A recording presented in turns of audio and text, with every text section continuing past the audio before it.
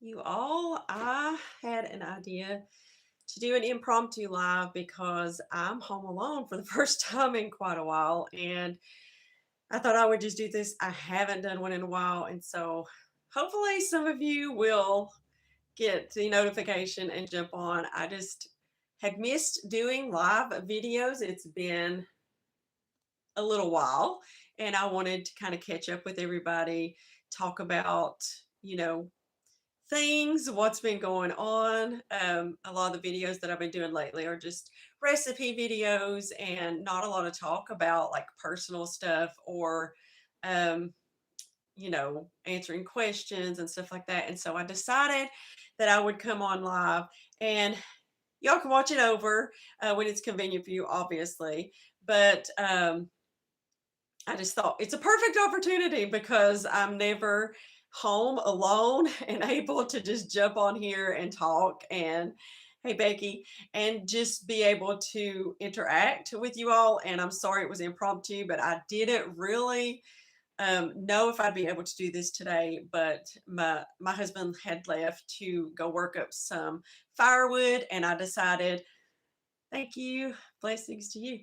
I decided it would be nice to get on here and just, be personal. We haven't done this in a while. And I know that I have kind of been quiet.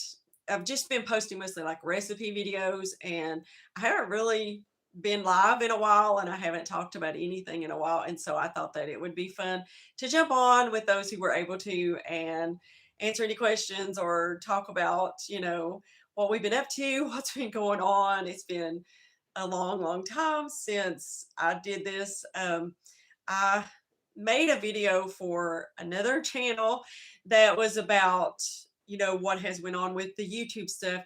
And when I got finished editing that and getting it ready to go up, I thought, I'm sure there are people on this channel who are wondering, what's going on. And I haven't updated anything in quite a while. Oh, that's great. Oh, the biscotti is it's the best. But I have to tell you, my new 100% favorite sourdough recipe that I've ever brought to the blog, I made yesterday, and it's for sourdough ciabatta rolls, and they are. My mind was blown. I'm like, these are the best ever, and I can't wait to share them with you all. So be looking for those. I think that I have that scheduled to go on Monday.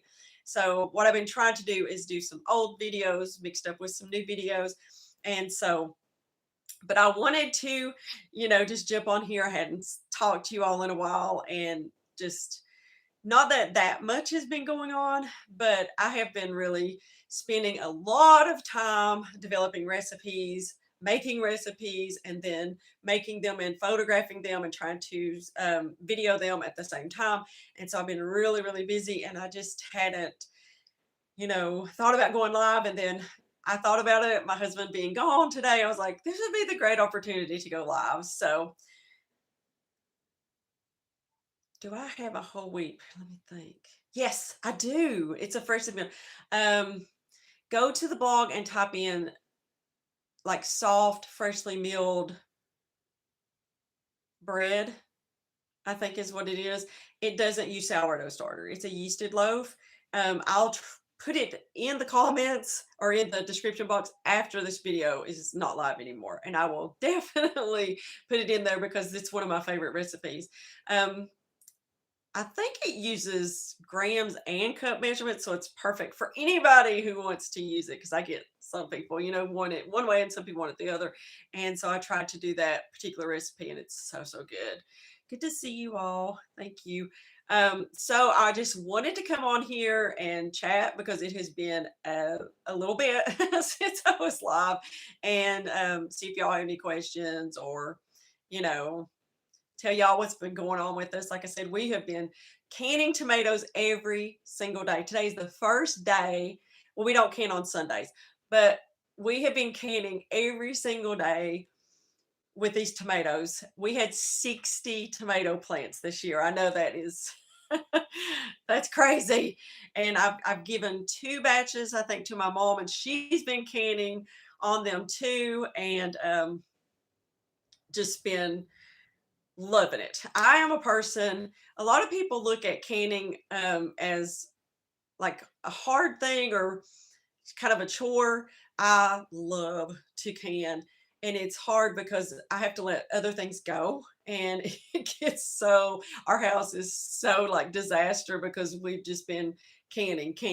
Sometimes twice a day we're canning tomatoes and trying to keep that done. I think they're starting to slow down just a little, and it's probably a good idea for them to slow down because the green beans are just, we planted them late, knowing we didn't want to be doing both of these at the exact same time. And so we planted the green beans late and they're just starting. So I told him, I was like, I'm so glad that we didn't do the tomatoes and green beans together. Oh no, you lost most of your I think I would be so it would be heartbreaking to lose the garden because we put so much into it. So I feel for you. And we were just talking. It's funny that you brought that up. We were just talking last night about living in the path of hurricanes and tornadoes and how devastating that is for gardeners or farmers or people who put so much time into their growing their food, and then this hurricane within minutes, it can be totally destroyed, and that is just heartbreaking. I can't imagine. But yes, we put up a lot of tomatoes last year, and we actually have quite a bit left over, and so we have tons of tomato products. We did tomato soup, pasta sauce, and salsa, and we're just getting ready to start on some stewed tomatoes so that we can just have basic tomatoes put up for like soups and stews and different things like that. So but I just want to tell you too, some things that are coming up. I was telling that in the beginning of the video, my new favorite sourdough recipe ever I made yesterday for the blog. It is for sourdough ciabatta. I don't think I will ever be without sourdough ciabatta now in my kitchen. And it's coming Monday to the channel and to the blog. And I cannot wait for y'all to try it. Do I ever freeze tomatoes? Yes. Last year I had a video. I need to put it on this new channel. I had a video on how to freeze tomatoes for later canning. And I did that all year last year because I just had too many. I did not have time to do it all. And now with Casey being here, he's helping, and we're doing every single day. We're canning and staying on top of it. But talking about this sourdough ciabatta, something I've been working on lately, and I'm going to make, I mean, it's going to be part of the video Monday, but I really want to do a more in-depth video that will be coming a little bit later. I have been working on high hydration sourdough. So quite by accident, I made a loaf of same day sourdough bread. It's on my blog. It's on this channel. And I, for some reason, when I went to put it together and was kneading it, it was way wetter than usual. I don't know. I probably was busy with something and forgot exactly how much flour I'd put in there. And it was really like a sticky dough. But I'd already let it knead because I walked away from it. And I had let it knead for like 10 minutes. And so when I put it in the loaf pan, it was really sticky. But the results were crazy. I don't remember ever making a loaf of my same day sourdough bread that was that like airy and had these little tiny bubbles. It looked almost like an English muffin on the inside, and it was just so good. We're still eating because I made two. I actually doubled the recipe and made two. That's probably why I got mixed up with my flour. And so now I'm on this kick of high hydration sourdough. And so the ciabatta is kind of born of that. I started thinking ciabatta dough has always been something I was a little um, put off by because it's a really sticky dough. But there are tips for how to work with it. I'm going to do more an in-depth video on how to work with high hydration doughs because I really think it's worth it to learn how to do it, because the crumb of the bread when you make it really high hydration is just so good. So good. And so I'm excited to kind of start bringing that onto the channel. I want someone to talk about me like I talk about. I love that. Yes, I do. I'm very passionate about sourdough. My husband calls me the sourdough queen as a joke around the house because I do. I talk about it a lot. I love it. I have a board that you can't see over here. Oh, thank you so much, Chris Moore. Thank you. Thank you so much. I have a board over here that has all of my ideas for sourdough, some crazy stuff, but I'm so excited to share it with you. Another blog post that I just wrote yesterday is for sourdough pie crust, and I'm going to be making a quiche. That's not the recipe. The sourdough pie crust is the recipe, but it's a pie crust you can use for savory or sweet, and it's so easy. And it is a one crust recipe. Every um, recipe that I watch is about, or recipe I look at is two crusts. And for just us, I always want just one crust because I don't usually do double crust pies. Um, I don't know why. It's just not my preference. And so I made this recipe as a single crust. That way you can double it if you want to, or keep it single. And I'm looking at sourdough apple pie, um, sourdough pound cake is one that I'm working on as well. And I'm also looking at a purple potato sourdough bread because I just think it would be so cool. And my husband put on the board sourdough peanut butter cookies. And so these are just some little teasers of things that are coming up soon. To the channel and to the blog, and I'm really excited to start stretching, or I don't know what you call it, venturing out into some new sourdough territory instead of just doing breads and um, just doing some specialty stuff. I really am looking at doing a pastry dough because I really want to get into doing croissants, sourdough croissants. That's going to take a little while because I'm already trying to work on that, and it is a lot more involved than most of the recipes that I do. So oh, thank you. Thank you. I appreciate that. Yes, the pie crust is, y'all are gonna love it. It's gonna be so, so good. um, so that's what I'm working on. And oh, good luck to you, Mary. The starters, what is that the song would say, the waiting's the hardest part. Making the starters the hardest part. Then it gets fun. Um, and I also have some ideas for different videos that I'm going to be making soon that are more, I guess, I don't know exactly what vlog style videos that are more personal. Um, Maybe things that I am going through or how I'm dealing with certain things and just kind of, I don't know, just talking. And I had started making these type of videos on the old channel, and uh,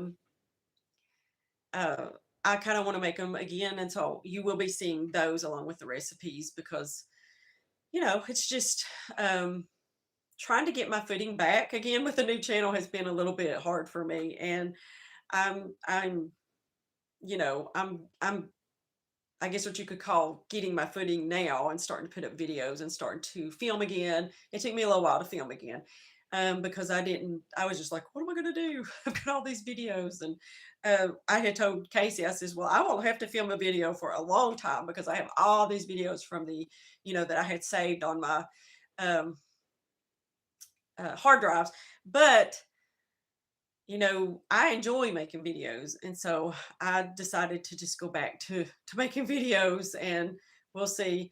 I don't know if I'm going to have a lot of older videos. I mean, I'm going to put old videos up that I'm going to be putting new videos too, and so I wanted to read this.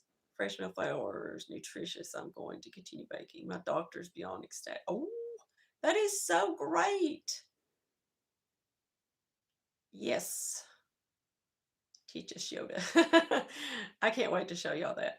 Also, I have a video coming up Thursday that is a little bit controversial. I don't usually do that, but I was on a Facebook group and it seemed like the comments were getting kind of, I don't know, like almost making all purpose flour seem like a villain and it's actually bad for you. And I made a video talking about how it's not that uh, all-purpose flour is bad for you. I still use some all-purpose flour in my kitchen. I use, mostly freshly milled flour, but it's not that all-purpose flour is bad for you. It's just that it's not good for you. But to villainize it like that it actually is going to hurt you if you mix it with some freshly milled flour. And what I talk about on the video is I would rather see you mix some all-purpose flour with your freshly milled flour and be successful than say, I give up and just walk away from it altogether and start buying your bread from the store again. And just, I don't want people to feel like that they're bad or they're cheating or their food or their bread is going to hurt them if they add some all-purpose flour to get a better result so that they feel more successful. And so that, that's my thought. I felt like that it was almost fear mongering, don't use all-purpose flour. All-purpose flour is just, it's an empty ingredient. It's not that it's bad. It's just empty. There's no nutrition to it. But to say that if you add some to your freshly milled flour to make your loaf better, and say, well, that negates all the good stuff from the freshly milled flour, I just don't see it that way. And I want people to be successful. And whatever it takes to keep you from buying bread at the store that has 40 ingredients in it and making your bread at home, I think you need to go that route and not feel guilty because that you do it different than somebody else. Is organic flour better for you or the same? I choose to go with organic flour because of glyphosates. You can do some research and go to Google and do some research on glyphosates. It's a pesticide or herbicide that is commonly used with wheat. And there have been studies that show that it can, be harmful to your health. And so I try to kind of steer away from that. But if possible, I always say get an organic unbleached flour is the best.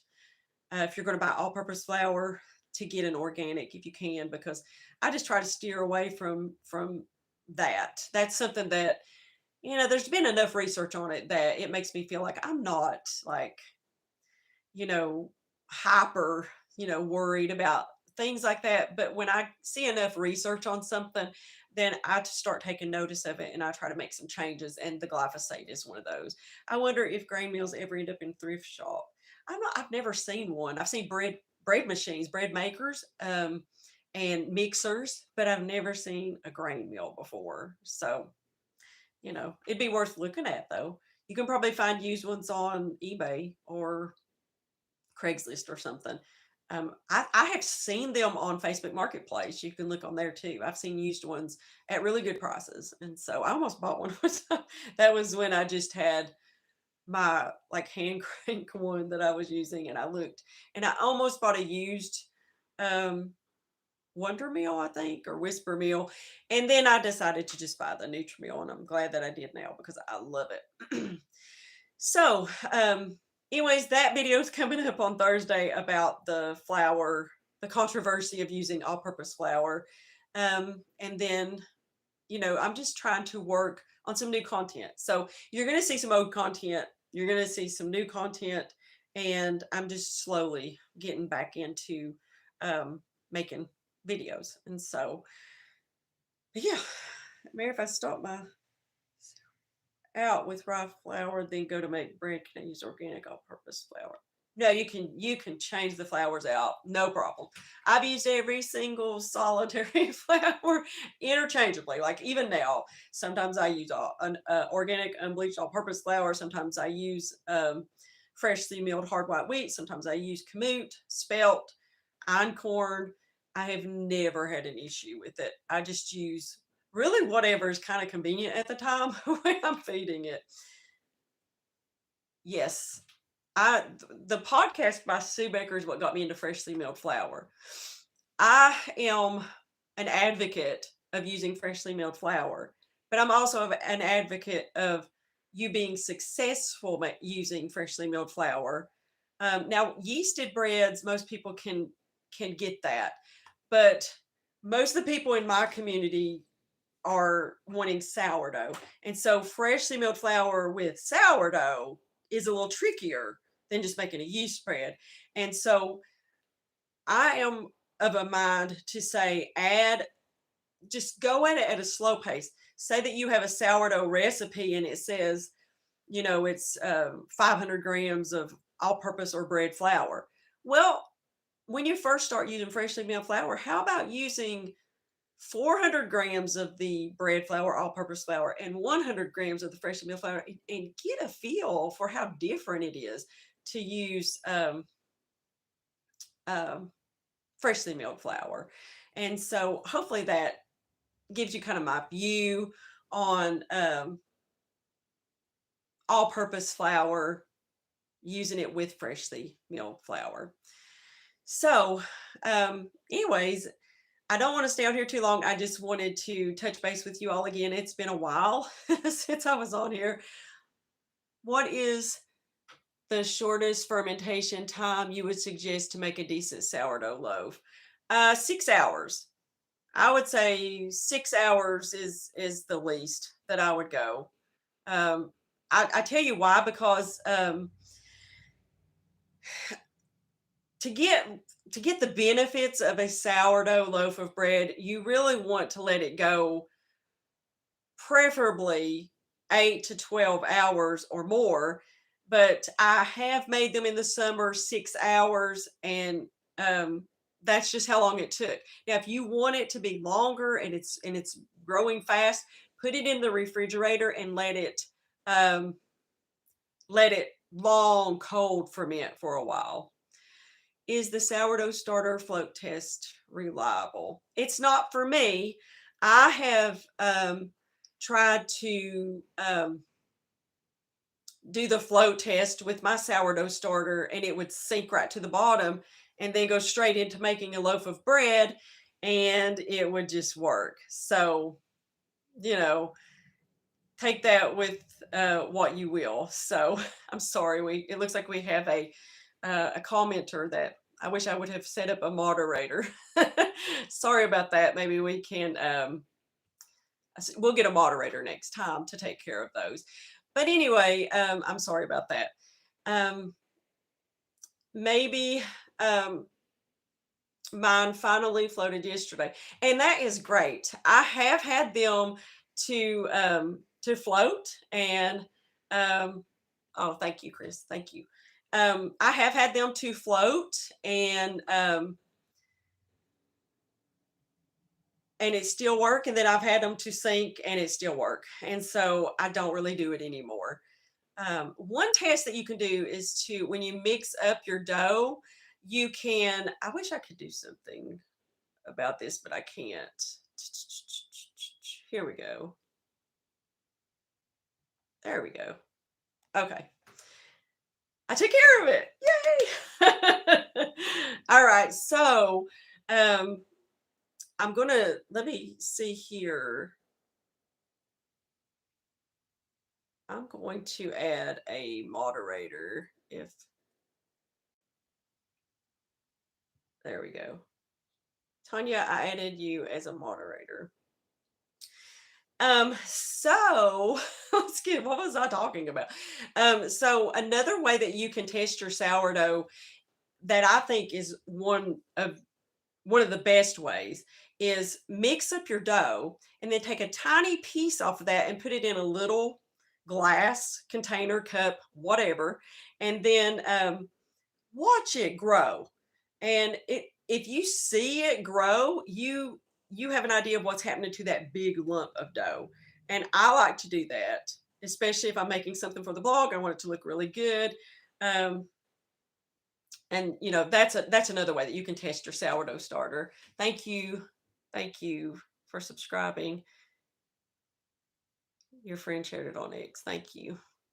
I still haven't heard anything about that. So I'm a complete beginner. Can I use wholemeal flour to make? Yes, you can use wholemeal flour in your sourdough starter. It will actually love it, and you'll have a happy starter. It's the actual baking with the freshly milled flour that can be just a little bit intimidating, and it can take a little bit of time. My bread rises until, okay, I think as I've been working with this higher hydration sourdough, I think I'm starting to learn something about the oven spring. It does seem to make a difference. And I had the first few loaves that I have made trying different hydration levels, Some of them hit the oven and went, and I mean, they literally, you couldn't even make a sandwich or you couldn't do anything. And then, can I use bread flour? Yes. Any type of flour really will work for the starter. It's feeding off of the starch or the sugar of the flour. So any type of flour will work just fine. I use all the flours in mine. But so I think what I'm learning is that if your bread doesn't rise in the oven, then it proofed too long. That's what I'm getting. The quicker I catch it on the rise, the more oven spring I get. And another thing is adding some steam to the oven really helps. I did that with the ciabatta dough. I took a little tiny cast iron pot, put it on the bottom rack. When I put the ciabatta in there, I put a bunch of ice cubes in that little pot, closed it up, and they really puffed up. And so I'm going to be trying that with sandwich bread this week. And so I'm really excited to see how that goes. But hey, Shirley, Alabama, nice and warm down there. Which it's going to get warm here again. We're in like a fall transition few days here, and it's perfect. I told my husband yesterday, I said, nothing makes me happier than getting to put my sweaters back on. I'm a sweater person, and I really miss it when it's hot. He says we need to move up north because I need my sweaters. Watching from Brazil, I don't know how to bake bread when you. Oh, thank you, Blue Sky. Thank you. You need to try. It's a fun thing to do. So, all right, I'm going to be on just about 3 more minutes. If you have any questions, and then I've got to get off and get some prep done for dinner before my husband gets home. Oh, you're in. Where are you in the Northwest Territory? Where are you? Remind me. I can't remember exactly, but I'm thinking that I need to move up north because I'm becoming like a cooler weather person. I never was before, but totally changed now. I love the wood stove. I love wearing sweaters and boots and gloves, and definitely maybe in the wrong state in Virginia because it gets pretty warm here. So, all right. Well, I've got a couple minutes left. Um, I'm not sure if there's anything else I wanted to share with you all. It was mostly just what's coming up with the channel and some upcoming recipes that I'm so. Fort Smith, Canada, Northwest Canada. There's lots of snow skiing. See, I think I would like to go skiing. I've never been skiing before. I think I would like it. I've never been more north than, well, I was in Wyoming, and I actually, the weather, I mean, it's crazy, but I actually liked it better than the heat. Um, and then the eastern side, the furthest I've been will be West Virginia. No, I went to DC. So, anyways, I'm rambling now. Definitely hot. Yes, Alabama. Let's say I've got to try that. What's for dinner? I am. I made the sourdough ciabattas yesterday, and I am going to grill up some summer squash and some or grill it on a cast iron skillet. Put it on the ciabatta with some cheese and fresh basil from the garden and possibly a little bit of salsa.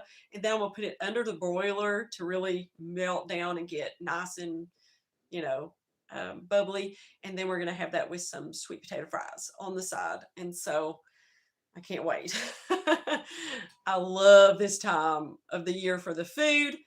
Just kind of get a little tired of the heat. I'm not a, oh, yes, the Northern Lights. We have the Northern Lights here, but I have to tell you, I'm not staying up to look at them. So, oh, yes, Brazil is summer all year long. I really want to experience. You know, I used to not think that much about the cold weather, but I love it now. Texas is hot, 105. Oh. What part of Texas are you in? I have some family that lives down there. Um, Texas is one of the states that we were just talking the other day. I could probably move there, but it's just too hot, so I won't. Do you think you would ever try chocolate sourdough starter? It's funny that you should mention that. I have thought about making one just to make like sweet, like brownies and stuff like that. And it's just it's something that I'm thinking about. Let me see here. So glad to catch up with you. Oh, that's great. Thanks for the inspiration. I'm going to Richmond, Virginia in September. I live in what clothes should I bring? September's a mixed bag in Virginia. You're going to want to what I would suggest is bring like summer clothes, but bring sweaters that you can put on like the mornings. Like this morning, it was in the 50s, so a sweater, and it's only like 73 here today as a high. And so sweater was definitely good today.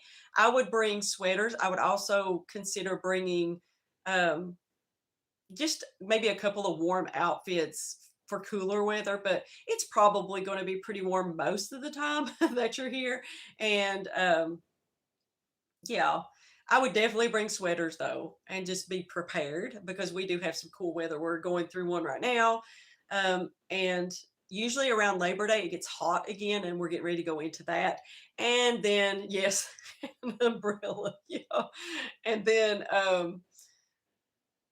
it'll get cool and stuff like that. So speaking of chocolate, have you thought about doing more I'm working on that. As I'm getting into the high hydration doughs, now I want to kind of spread out and do some pastry. So I'm working on that for sure. New York, Texas. I have a family in Killeen, Killeen, Texas, near Waco. So I've been down there once. I loved it. It was just so hot. All right, I'm going to jump off here because I got to start some dinner before my husband gets home. And it was so good to chat with y'all. Thank y'all for joining me. And hopefully we will get to see you all real soon. And I won't go so long without jumping on here. We'll do a sourdough Q&A soon. I'll put it on my community tab, and we will see you all on the next video. Y'all have a great day.